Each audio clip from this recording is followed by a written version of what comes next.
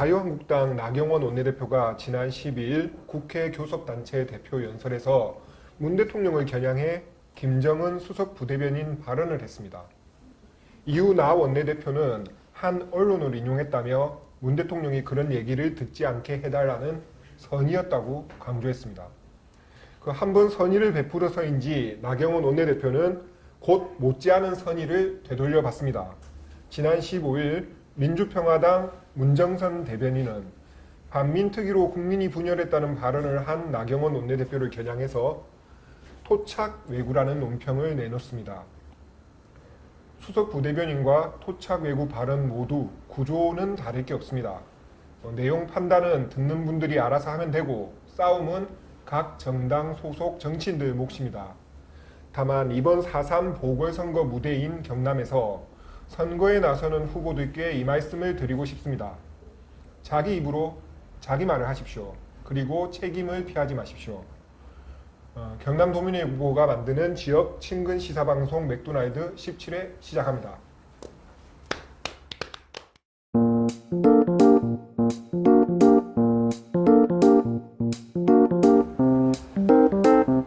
경남도민일보가 고른 뉴스 맥모닝. 오늘은 편집부 최한석 기자 나왔습니다. 반갑습니다. 안녕하세요. 네, 반갑습니다. 오늘 준비한 뉴스 뭡니까? 경남에서 예. 유통가가 밀집된 지역하면 예. 어디가 떠오르세요? 저는 당연히 창원 아니겠습니까? 그러니까 당장 네. 창원시청 광장 주변만 딱 봐도 백화점도 있고 대형마트도 한 2개 있고 그 근처만 해도 막 대형마트 여러 개 있고 하니까요. 예. 저도 창원에 살아서 그렇게 생각을 했는데 네. 이제는 그렇게 단정 짓기는 어려운 것 같습니다. 그럼 네. 창원 말고. 네, 이제 김해가 네. 대형 유통업체들의 뭐랄까요? 서식지라고 해야 될까요? 네. 왜냐하면 이제 네. 그 유통 공룡이라고 이렇게 수식어를 하잖아요. 그러니까요. 그 예. 공룡들의 서식지가 된 네. 김해가 그렇게 됐더라고요. 그래서 이제 어. 오늘은 김해로 몰리는 대형 유통업체들 이야기를 준비했습니다. 그렇네요. 아까 조금 전에 유통공룡이라고 말씀하셨는데 네. 일단 공룡 소리를 들을 만한 업체부터 한번 꼽아보죠. 우선 신세계가 떠오르고요. 네. 그다음에 롯데가 떠오르고, 뭐 양대 산맥이죠. 네. 예. 그리고 제가 아직은 안에 한 번도 들어가지 못한 코스트코. 아. 네. 가서 피자만 먹었습니다. 네. 네. 그렇다면 이제 이 같은 업체들이 김해가 만약 서식지라면 이제 들어온다는 얘기인데 이제 이 내용을 좀 자세히 설명을 해주셔야 되겠네요. 이제 기존에 있는 그 점포들 네. 이외에 예. 지금도 이제 입점 러시를 준비하고 있는 그 업체들이 있어요. 네. 이제 우선 그 주촌면 주촌 선천지구 네. 아파트 이제 단지 그 인근에 예. 코스트코가 네. 입점을 준비하고 있습니다. 아. 네. 그 김해시 건축 허가를 받는 행정 절차를 진행하고 있는 중입니다. 그렇네요. 네. 코스트코는 소비자에게 지금 아주 각광받는 창호형 대형마트인데 네.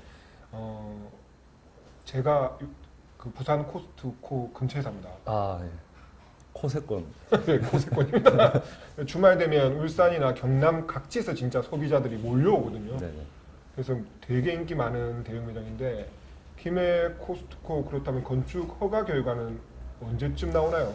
일단 뭐 올해 연말이나 내년 초? 네, 네, 아직까지 뭐 가시화된 건 아니지만 어쨌든 네. 움직임이 있는 것만큼은 사실입니다. 그렇네요. 설마 코스트코 하나만 달랑 들고 온 건 아니겠죠? 네. 네. 아시는 분들은 잘 아실 텐데 네. 작년에는 이제 지난 20년 동안 지지분했던 김해 관광 유통단지 개발 사업이 있어요. 네, 있습니다. 이제 네. 지금 이제 속도를 내고 있는 중이거든요. 네.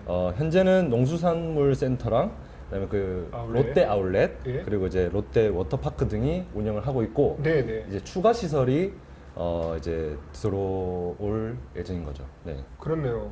또 그러면은 추가 시설은 어떤 시설들이 더 들어오나요? 네. 롯데는 2021년 완공 목표로 롯데 아울렛 근처에 네. 테마파크, 네. 호텔, 콘도, 스포츠센터 그리고 이제 롯데마트 또 네. 시설 건립을 진행하고 있습니다. 그렇네요. 김해가 규모가 작은 도시도 아니고 또 경남과 부산 경계선에 있잖아요. 네. 그런 만큼 이제 동부 경남과 서부산 쪽 소비층이 좀 만만치 않은데 이미 입점한 대형 유통점도 적지 않거든요. 네. 우선 도심에는 홈플러스, 네. 이마트, 롯데마트, 메가마트 그리고 이제 그 버스 터미널 옆에 신세계 백화점, 네, 4개 대형마트랑 1개 백화점이 이미 영업을 하고 있고요. 그러니까요. 그리고 장류에도 금방 말했던 그 이제 롯데 아울렛 근처에서 조금 벗어나면 네. 롯데마트 장류점이 또 있어요.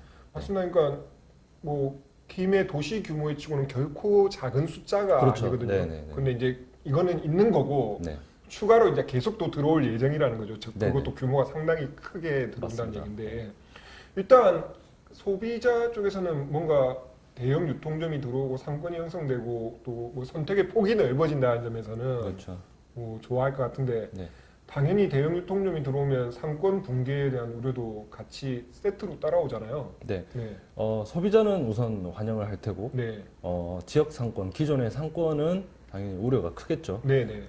이제 사실은 김해뿐만 아니라 제가 사는 이제 동네가 그 옛 39사단 아, 근처인데 네, 맞습니다. 네. 지금 이제 거기도 이제 신세계에서 이제 계속 작업을 하고 있다는 이야기 때문에 네, 아무래도 이제 그 기존의 상권에서 좀 반발이 있으시죠. 근데 그럴 수밖에 없죠. 예. 저는 이제 개인적으로 개인적인 개인적인. 예, 그 동네 사람으로서의 네. 입장에서는 주변에 그런 마트가 또 들어서면 그런 시설이 들어서면은 또 편의성 측면에서는 또 반길 수밖에 없죠. 그런데 그렇죠. 또 이제 지역 상권을 생각하면은 혹시나 내가 좋아하던 오래된 그 식당이나 이런 데들이 문을 닫을 수도 있지 않을까 하는 네. 그런 걱정도 사실은 드는 것도 네, 사실이죠. 맞습니다. 그러니까 거의 한 15, 16년 전부터 네.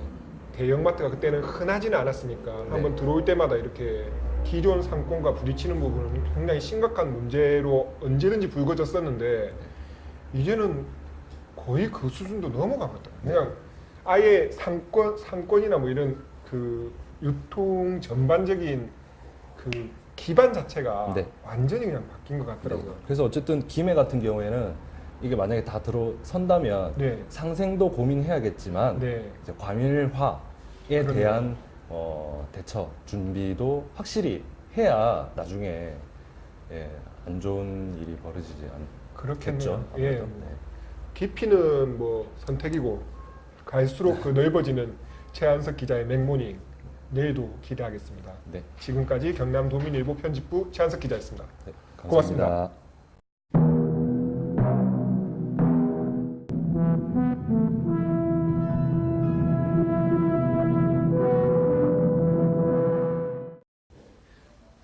네, 오늘 주요 뉴스 빅맥입니다. 지난주 4.3 보궐선거 후보 등록이 끝나면서 본격적인 선거 일정에 들어갔습니다. 특히 창원 성산 지역구는 후보 등록 전부터 단일화 문제가 쟁점인데 큰 흐름이 바뀐 분위기입니다. 경남도민일보 자치행정부 윤상 부장과 함께 얘기해 보겠습니다. 반갑습니다. 예, 반갑습니다. 유원상입니다. 네, 먼저 후보 등록 현황부터 한번 확인을 해 주십시오. 예, 이번 보궐선거는 전국에서 경남에서만 두 곳에서 열립니다. 그렇습니다. 먼저 뭐 전에도 말씀드렸다시피 창원 성산 네. 그리고 통영 고성 두 곳인데 지금 15일 날 후보 등록 마감 결과를 보면 창원 성산은 7명 네. 그리고 통영 고성은 3명이 후보 등록 마감을 했습니다. 네, 그 정당별 후보 명단을 확인해 보겠습니다. 먼저 창원 성산부터요. 네, 이번 등록을 하면서 이제 기호가 부여됐습니다. 네. 기호를 말씀드리면 더불어민주당 권민호 후보가 기호 네, 1번, 1번. 그리고 뭐 자유한국당 강기훈 후보가 2번, 네, 그리고 바른미래당 이재환 후보가 3번. 3번, 그리고 정의당 여영국 후보가 5번.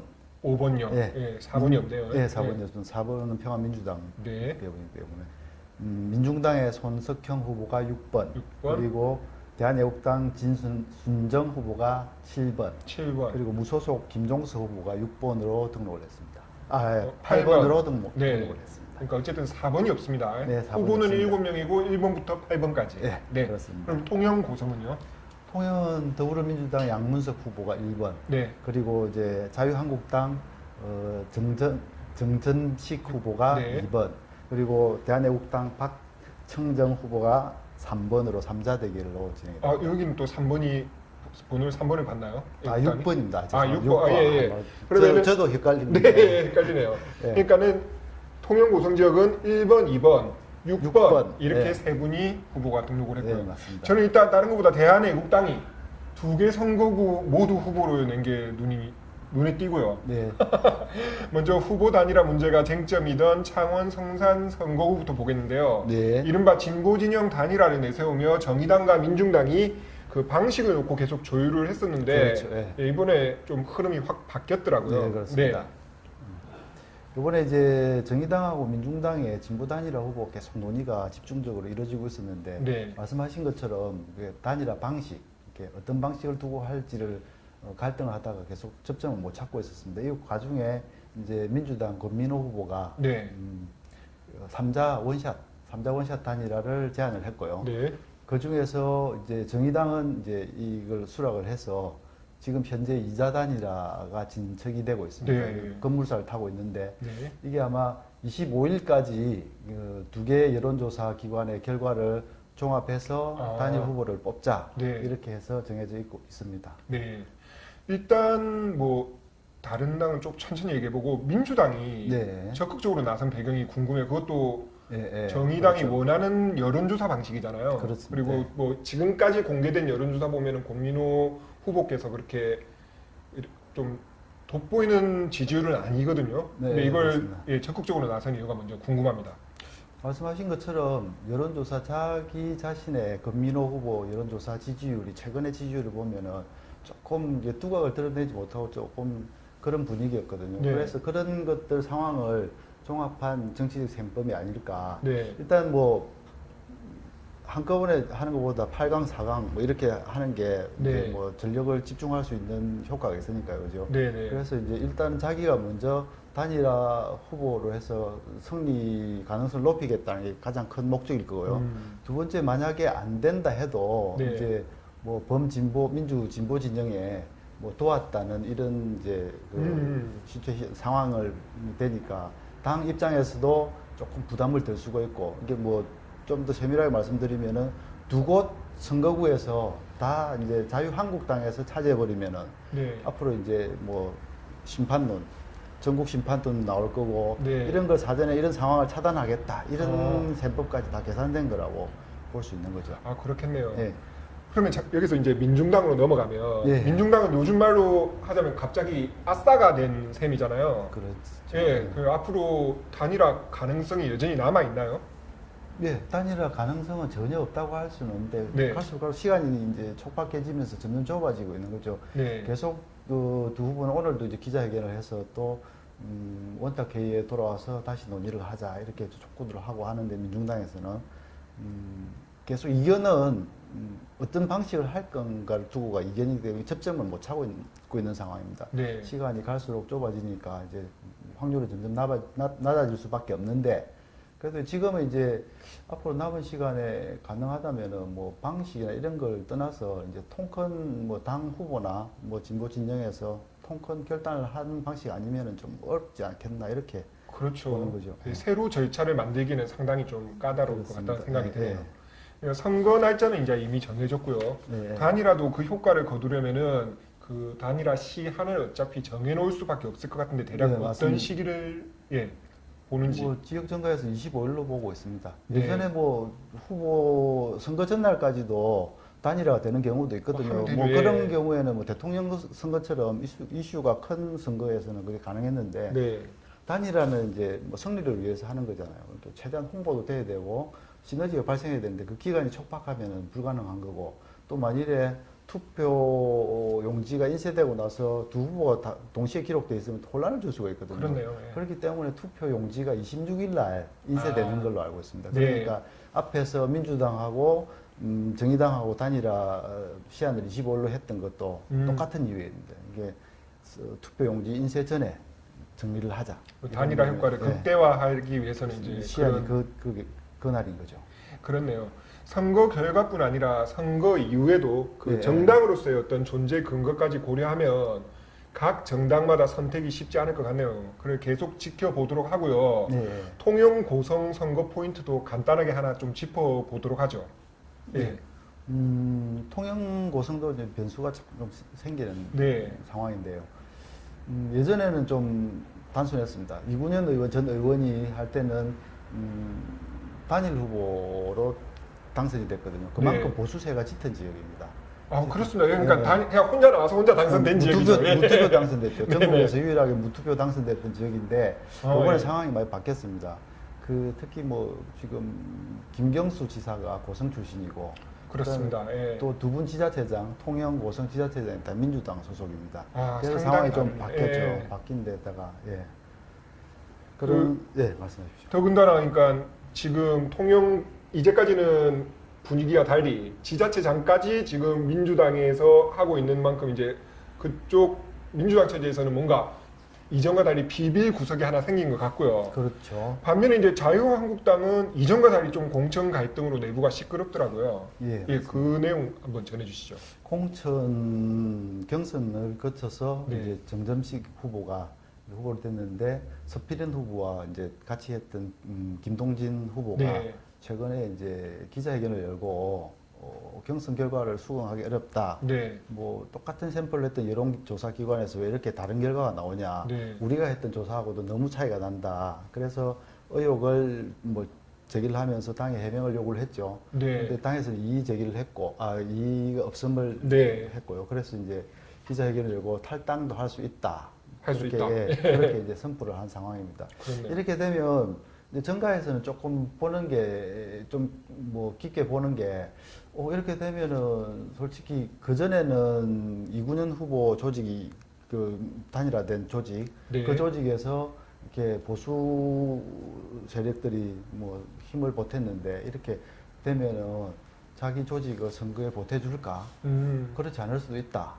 그 분열이 되는 거고요. 그리고 또 심지어는 이런 말까지 나돌고 있거든요. 뭐 1년 뒤에 다시 선거를 해야 되는데 그러네요. 예. 안 되기를 바라는 거 아니냐? 뭐 이런 이야기가 나올 그런 셈법도 정도니까 나올 수 있네요. 예. 그런 이야기가 나올 정도니까 네. 상황은 그렇게 이게 빨리 이제 힘을 모으기가 쉽지가 않은 상황인 것 같습니다. 그러네요. 그러니까 예. 어떻게 보면 지금까지 결과만 봤을 때는 뻔한 지역이었는데 이번에 좀 다른 지역과 비교해봐도 변수가 상당히 많은 지역에 속해 버렸네요. 갑자기. 또 그 외에 또 변수로 또 하나를 꼽는 게 지역 투표 이야기가 나옵니다. 지역 투표. 양문석 후보는 통영 출신이고, 네네. 그리고 정점식 후보는 고성에 기반했던 후보인데 그러네요. 예. 이게 또 지역이 하나 묶여 넣었다 보니까 이런 지역 투표로 가지 않을까 이런 우려도 나오거든요. 그러기까지 또 이제 뭐 계산을 한다면 좀 더 복잡해질 수도 있죠. 그렇네요. 특히나 이제 그 투표율이 높은 선거가 아니기 때문에 그렇습니다. 그런 네, 하나하나의 변수가 네, 작용하는 네, 범위가 그렇습니다. 이제 네. 더 크지 않습니까? 선거 기간에 이제 또 다른 부서보다 유난히 바쁘실 텐데 그래도 중요한 쟁점이나 또 해석이 필요할 때마다 자리에 나와주셔서 좀 해설해 주시면 고맙겠습니다. 항상 부탁을 드리겠습니다. 감사합니다. 지금까지 경남도민일보 자치행정부의 윤상 부장이었습니다. 고맙습니다. 또 뵙겠습니다. 네. 시청자 참여 코너 해피밀입니다. 방송 횟수도 늘고 있고 맥도날드 페이스북 페이지 좋아요도 조금씩 늘고 있습니다. 유튜브 채널 구독도 제법 늘고 있지만 오직 시청자 참여만 없는 해피밀입니다. 제가 예전에 창원 시청을 출입할 때 그 기자 소개 제보도 받고 상담도 받는다고 해놨는데 2년 정도 출입 기간에 하루 평균 한 2~3통 정도 전화를 받았거든요. 상담 전화만. 계산하면은 한 2년 동안 700, 800통 정도 전화를 받은 건데 그때마다 최대한 성실하게 답변을 해드렸고요. 이때 느낀 게 그 많은 분이 어떤 상담을 받을 때 문제를 해결하는 것보다 일단 자기 얘기를 듣는 상대가 필요하구나라는 생각을 했습니다. 대부분 얘기를 하면서 스스로 답을 찾더라고요. 어쨌든 맥도날드에서도 창원시청 출입 때보다 제가 더 성실하게 답해드리겠습니다. 맥@idomin.com 그다음에 맥도날드 페이스북 페이지 애용해 주십시오. 유튜브 구독 숫자 체크하는 재미에 흠뻑 빠진 편집 1호기가 보람을 느낄 수 있도록 유튜브 구독도 부탁드리겠습니다. 맥도날드 17회 마칩니다. 내일 뵙겠습니다. 지역 시사 흐름의 맥을 도민일보가 날로 전해드립니다. 빠밤빰빰빰 맥도날드